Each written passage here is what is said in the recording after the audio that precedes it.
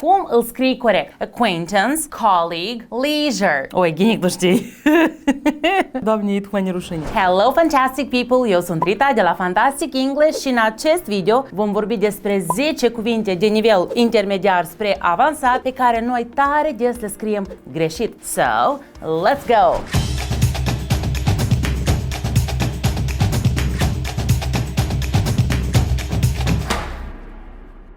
Acest video va fi sub forma unui test interactiv pentru ca tu cu adevărat să exersezi. Deci eu îți voi spune cuvântul, de exemplu restaurant. Restaurant? Tu l-auzi și trebuie să decizi cum îl scrii corect. Așa sau așa?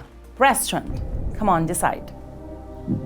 This one is the correct version. Good job. You're the best. Și iată așa vom proceda cu toate cele 10 cuvinte. Let's get it started. Acquaintance. La acest cuvânt, trebuie să fiu sinceră, eu de fiecare dată mă opresc extra 2-3 secunde să-mi amintesc cum se scrie corect. I always forget that part. Pentru că chiar e complicat. So, acquaintance. Like this or like this? Cum îl scrii corect? Come on, decide. Acquaintance, adică cunoștință sau persoana pe care o cunoști. This one is the correct version, acquaintance. Check out the spelling and now here's an example with this word. Pleasure to make your acquaintance. Problema cu acest cuvânt e că în pronunțare tu spui acquaintance, pe când la sfârșit el se scrie cu A-N-C-E, deci parcă nu ar fi intuitiv, cel puțin pentru noi cei care vorbim româna, dar iată așa îl scriem corect. Acquaintance. He's an acquaintance of mine. Now let's go to word number 2. Successful. Hear it out. Successful. Successful. Now decide. How do you spell it? Like this or like this? Successful. Come on, decide. Don't wait for me to tell you the answer. This one is the correct version. Successful. Și da, pronunțarea este successful, nu altfel. That makes this a pretty successful little score, huh? Life hack to memorize the spelling of this word. You always use double C and double S. Double in all cases. So, successful. A successful architect. And now pronounce the word with me. Successful, to practice.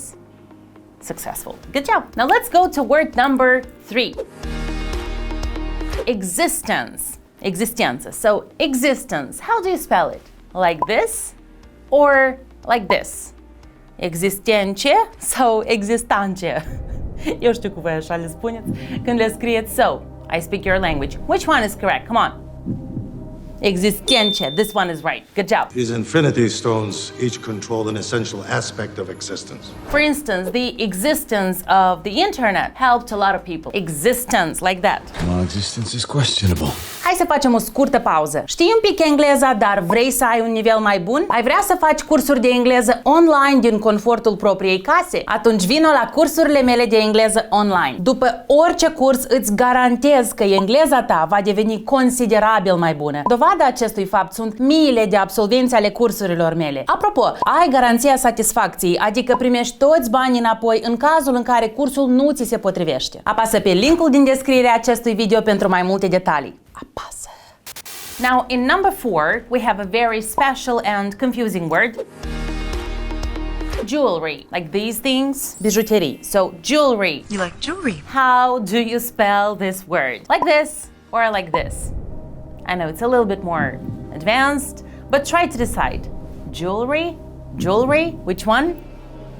This one is the correct version. Good job. All my girlfriend's jewelry is now gone. Good job if you got it right. If you didn't, anyway, good job. You learned something. Contează nu doar rezultatul în învățare, ci și efortul pe care îl depui. You ready to put the work in? Chiar dacă n-ai știut versiunea corectă, păi tu o înveți. Foarte fine. That's un high five. High five! So, jewelry. That's how we pronounce it. Jewelry. Jewelry. Jewelry. You're just not man enough to wear jewelry. And that's how you spell it. Pentru ca să întărim chestia dată, hai să luăm o scurtă pauză și scrie o propoziție în comentarii, este fix ca la școală, scrie o propoziție în comentarii cu acest cuvânt. Da, ca să memorezi ortografia lui. În comentarii mai jos și așa vei întipări această informație. Come on! Do it. Do it, do it, do it now. Oh, noi, nu pune asta într-o cântică să. Doamne, de unde veni do it now? Știi ce cântică? Oi, ghinic, nu știi. Doamne, tu mă rușine. Now, let's keep going. Cum spui în engleză sau cum întrebi? Cum e timpul afară sau cum e vremea afară? We say, what's the weather like? Doctor, what's the weather like? So we say weather. Weather. Ai auzit acest cuvânt? Now decide. What is the spelling? So weather și weather. Atenție, pronunțarea este corectă și pentru un cuvânt și altul, dar alege cuvântul pentru vreme de afară. So, weather. Cum îl scrii? This one is correct in this case. Weather. What's the big deal about getting up there today, especially in this kind of weather? In Chișinău, we have sunny weather today. Celălalt weather înseamnă berbec, berbec castrat, mai scurt, asta înseamnă cuvântul dat. Nu eu am inventat cuvântul, so I'm sorry. She's not actually guilty. Dar mai există și weather, pe care nu l-ai văzut scris pe ecran. Îl punem iată aici mai jos, pe rochia mea. So, weather, asta înseamnă dacă. Whether you're near or whether you're far. Whether you like it or not, I'm going to do this. Or whether you had coffee or not, I'm gonna bring you a cup of coffee today. Whether. Whether I lose or not. Și asta e conjuncție. Dar ca să nu ne defocusăm, învățăm acest cuvânt și acest spelling. Weather ca vreme sau timp de afară. In number 6, we have this word, occurrence. Occurrence comes from the verb to occur. Deci este o formă mai avansată a verbului happen, ceea ce înseamnă a se întâmpla. So, occurrence. It was a one-time occurrence. Întâmplare, caz, situație. Alege cum îl scrii corect. Like this or like this. Look at the words, look at them, and decide. Occurrence. This one is the correct version. Take an example with this word. This case has been a most tragic occurrence. For instance, I met my friend accidentally at the airport and that was a happy occurrence. Is this a common occurrence? Yeah. Moving on with number 7. We have a word that is quite confusing to most students because we say independent. She's an independent lady! Students spell it with mistakes a lot of times. So, decide, independent or independent. Which one is correct? Think about it.